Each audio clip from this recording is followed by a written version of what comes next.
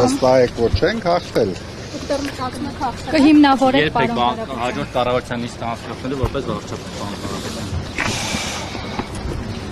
Արդեն իսկական վարչապետի կաբինետում կանցկացնենք։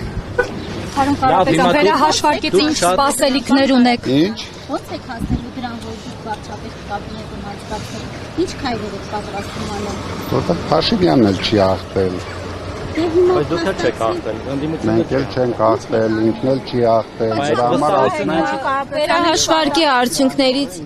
որ Հայաստանին պետք է լեգիտիմ իշխանություն։ Ինքը չապահովեց դա։ Հիմա ինքը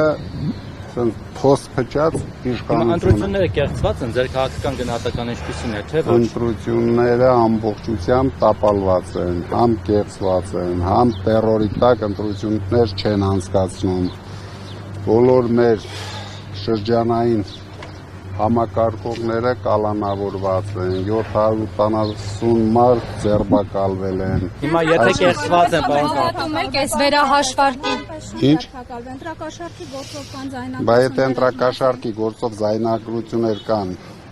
ինչի համար են 50-700 մարդ արտարացվել։ Կարապետյան, Նիկոլ Փաշինյանը ինչ Հիմա դիմում ենք, թե դիմել ենք արդեն։ Դիմել ենք, հետո դիմել ենք սահմանադրական դատարան երկու պահանջով։ Առաջինը չեղարկել ընտրությունները,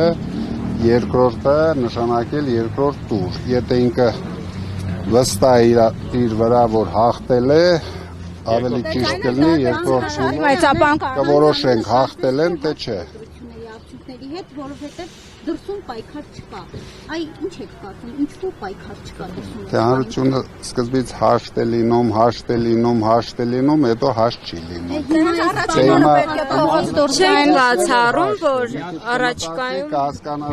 նաև փողոցային պայքար կլինի առաջիկայում։ Հետո հաշտ չի լինի։